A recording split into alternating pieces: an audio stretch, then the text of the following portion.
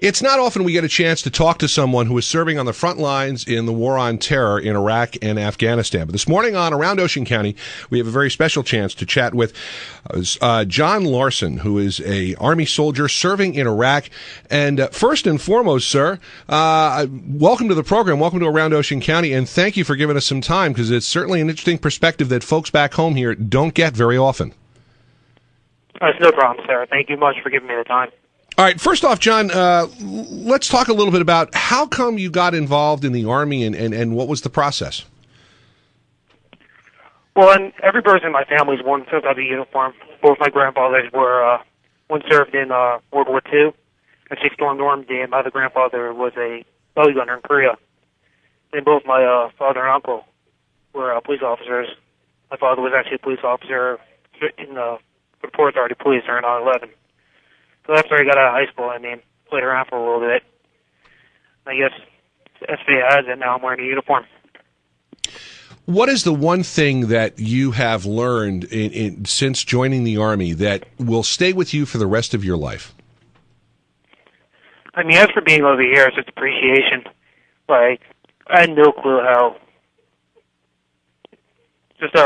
people live over here and see how third world countries live compared to what we have back home. It's almost like I'll never take anything for granted again. What's the toughest part about your mission over in Iraq? Is it the constant threat from the insurgents, or is it just a different lifestyle and a different way of life than you're used to here in the United States? When we first got over here, everyone was scared.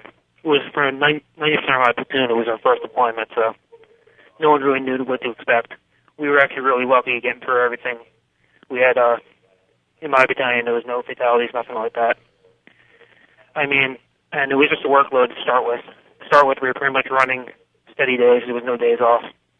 And as the deployment progressed, we started, what my mission was for my battalion, is we were closing out our area of operation. So as stuff started to close down, our workload felt less and less. How long is we're just really working. I was going to say, how long is your deployment over there in Iraq? Well, we were scheduled for till October. My brigade is completing mission early, so we're getting to come home a little bit early, which is awesome. We're coming home actually in a couple of days. Very good, very good. Talk a little bit about, as much as you can, obviously. We're talking, by the way, to Army officer. Are you an officer yet or not? No, sir. I'm actually enlisted. I'll never be an officer. Oh, okay. All right. Either you're enlisted or an officer. Okay. John Larson, who is serving over in Iraq. We're talking to him live right now over in Iraq. He is serving with the U.S. Army operations there. And John, tell me a little bit about what types of things you did, as much as you can, obviously, over in Iraq, and your basic duties. As for my job, my primary job is I'm a driver, so for the first half of the mission, that's what I was doing. We would bring out from main base to a smaller bases for my battalion, whatever they needed, from mail to food, supplies, wherever they needed. Later on in the mission, I got tasked out to a humanitarian aid mission, which lasted about a month and a half, in which case we were pulling out water, food, medical supplies, and that was actually the first time I actually got on-ground contact. On-ground experience with local nationals, all that, which I think was probably the best experience out here. It's just a chance to actually help the people. And one of the things that we get some notes in the email in talking about the interview, and one of the things you said that the humanitarian mission was just an experience that it's almost hard to describe what you're doing and what you're bringing to these people. And you even said it a little earlier. This opened your eyes to what happens over in a war-torn country as opposed to what we have here in the United States, and it really changes your life. Yeah, sir. We're not the first. The humanitarian missions. We went out to real rural areas where there really is nothing. The first supply drop we had for them, we brought water out to a community that had no running water for the past 2 weeks. To just look on people's faces was amazing. I can't put it into words.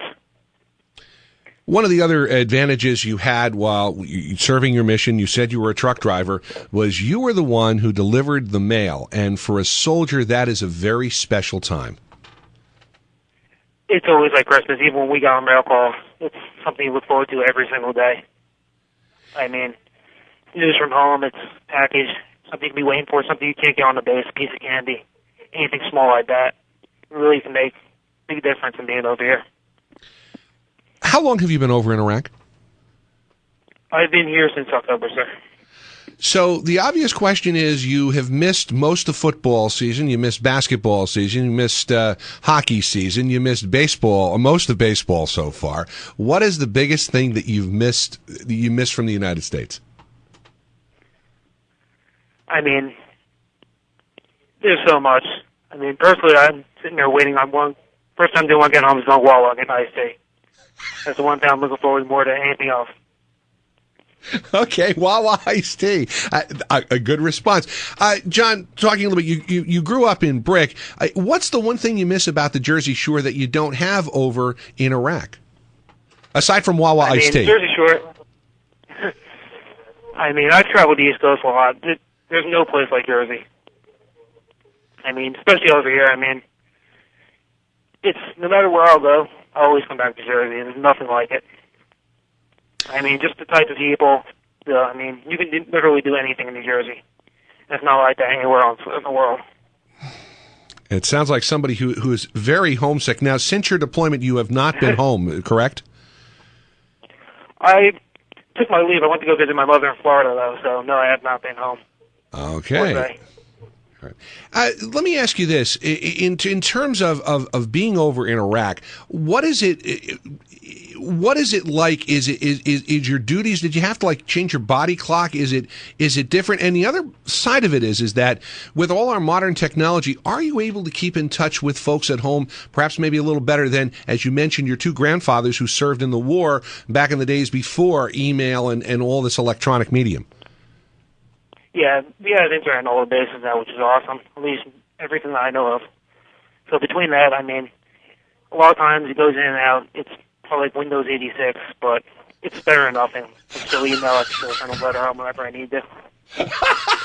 Windows 86. Oh, man, that's a great line. Windows 86. Let me guess, they're still using DOS on the computers, right? Yeah, pretty much. I mean, that is great.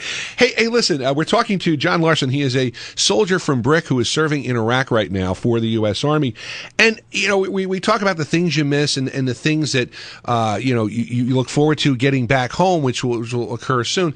Let's flip it around. What are you going to miss, if anything, from being over in Iraq? I mean,